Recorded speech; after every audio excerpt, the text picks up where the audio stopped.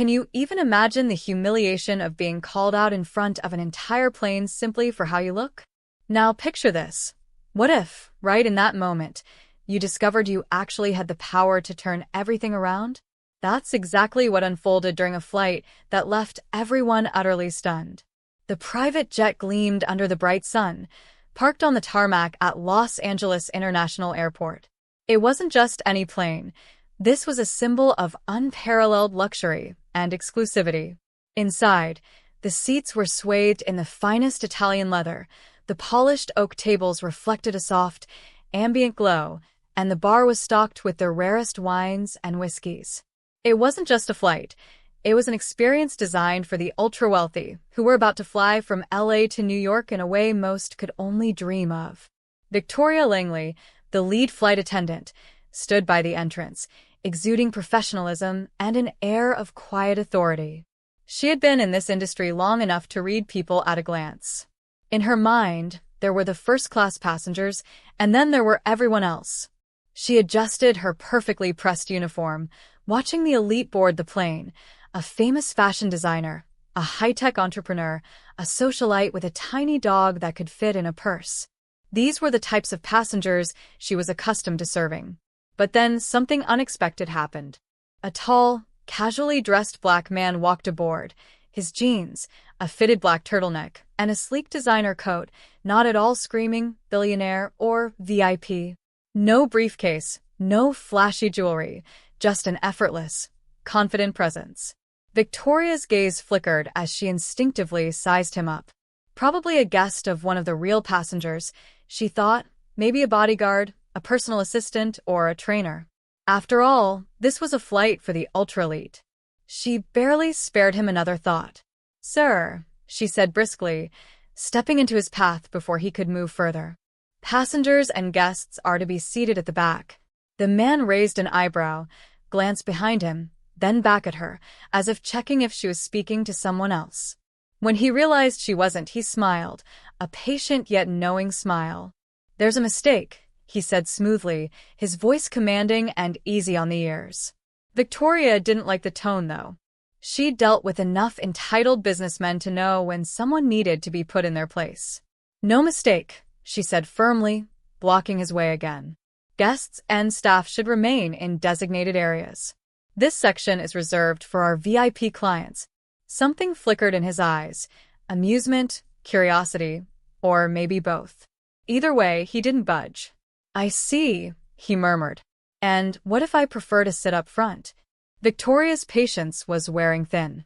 She could sense the entitlement, and it irked her. "This is a private jet, sir," she said, choosing her words carefully. "If you're not a primary passenger, I suggest you respect the seating arrangements." He tilted his head, his gaze calm and unwavering. "And if I am a primary passenger?" Victoria almost let out a small laugh before she could stop herself. "Let's be serious here." But before she could say anything else, another flight attendant approached, Emma, who was still new and a lot more cautious. She leaned in and whispered something to Victoria, casting nervous glances at the man. Victoria's eyes widened, a chill running down her spine. "What do you mean, he's on the manifest?" she whispered back. Emma nodded, her voice barely audible. "He owns the plane." Victoria's mind went blank. No way. The owner of this $50 million jet was supposed to be a legendary billionaire investor, not this casually dressed man standing before her. This had to be a mistake, right? But then she saw the way he was watching her, so calm, so calculated. A horrible realization started to creep in. "Oh," Victoria said, struggling to keep her composure. "Of course, And then it happened. Whether out of nerves, frustration, or sheer panic, Victoria made the worst possible decision. She reached out and lightly slapped his wrist. It wasn't hard, barely more than an automatic reaction. But the moment her hand made contact, the entire cabin fell silent. Emma gasped, other passengers turned, and someone audibly whispered, "Did she just?" Victoria froze, instantly regretting what she'd done. The man looked down at his wrist, then slowly raised his eyes to hers. His expression was unreadable, but the tension in the cabin was palpable. Victoria's heart raced in her chest. Oh my God, what had she just done? Before she could even apologize, the man smiled, not in anger or revenge, but with a calculated calm. He reached into his pocket, pulled out a sleek black phone, and dialed a number. "Tell the pilot we're making an unscheduled stop," he said simply. Within moments, the jet that was supposed to fly nonstop to New York was suddenly rerouted. The passengers murmured in confusion, unsure whether to be amused or worried. And Victoria? She stood there, her body rigid, a cold sweat forming on her skin. What was happening? The pilot's voice came over the intercom. "Attention, passengers. Due to an unscheduled route change, we will be making a brief landing. Please remain seated and await further instructions." Victoria's pulse thundered in her ears. She turned to face the man, the billionaire still standing calmly before her, phone tucked away like nothing had happened. She swallowed hard. "Sir, with all due respect, what's going on?" The man merely smiled. "Relax, you'll find out soon enough." Every eye on the plane was glued to the unfolding situation. Whispers filled the cabin. "Did you see that?" someone muttered. "She actually slapped him."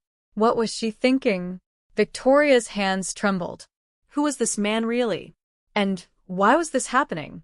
Finally, one brave passenger asked the question everyone was thinking. "Excuse me, sir, what's your name?" The man leaned forward, hands casually tucked into his pockets. A smirk spread across his face. "I suppose I should introduce myself," he said, taking a step forward as the soft ambient lighting glinted off his sharp, elegant watch. "My name is Elijah Cole. And yes, this is my jet." A ripple of disbelief spread through the cabin. Even the passengers who had been sipping expensive champagne and pretending not to listen suddenly sat up, stunned. "Elijah Cole," someone murmured.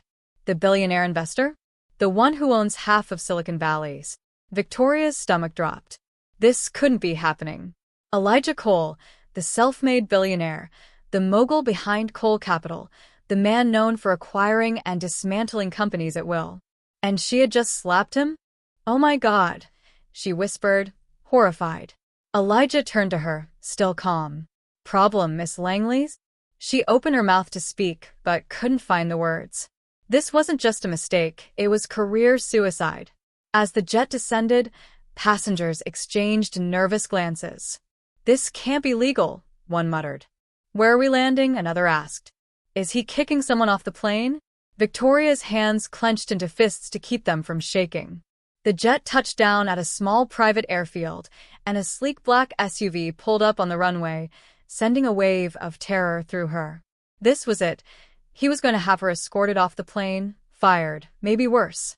The door opened, and a large man in a black suit stepped inside, his polished shoes clicking on the floor as he approached Elijah. "This is Andrew Knox," Elijah said coolly. "My chief operating officer." Victoria's blood turned to ice. Andrew Knox, the ruthless corporate enforcer. And he was looking at her now, his expression unreadable. Elijah spoke again, his voice smooth. "Is this the flight attendant?" Victoria snapped out of her shock. "Mr. Cole, please. I truly didn't know who you were. If I had known." He raised an eyebrow, his gaze sharp.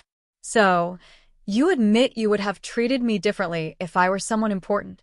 Victoria faltered, realizing the weight of her words. "No, I misjudged the situation. I would never have." Elijah's smile didn't falter.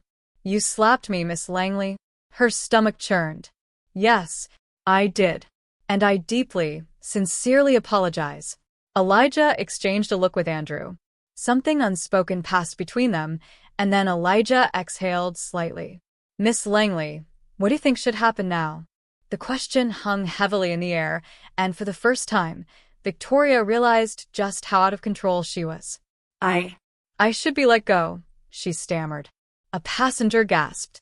Elijah tilted his head. "That's not very creative," he remarked, almost amused. "I don't understand," she whispered. Elijah leaned back in his seat, tapping a finger on the armrest. "I could fire you. I could make sure you never work in this industry again." I could make sure you never step foot in a high-class cabin anywhere in the world. But that seems a bit boring. Victoria's hands went cold. Sir, I don't understand. What are you going to do? He smiled again, slow and deliberate. You're going to keep your job, Miss Langley. Her eyes widened. What? He adjusted his watch casually. In fact, I'm not going to fire you. You'll stay employed. But, under different terms. Victoria's skin prickled. What terms? Elijah leaned in just slightly, speaking so only she could hear. From now on, Miss Langley, you work for me. Not the airline. Me? Her breath caught. Sir, are you serious? Elijah's gaze darkened. Consider this a test. Let's see if you can handle the level of service I expect on my aircraft. Victoria faltered. For how long? He smiled slightly. I haven't decided yet. Victoria's throat went dry. This was worse than being fired. She had crossed a billionaire, and instead of exile, he had handed her an impossible, unpredictable fate. She now belonged to his world. And she had no idea what that truly meant. As the jet roared back to life and headed toward New York, Victoria sank into her seat, trying to steady her breath. She had started this flight thinking she understood power, and now, she wasn't so sure. Elijah Cole wasn't finished with her yet, and she had no idea how far this test would go.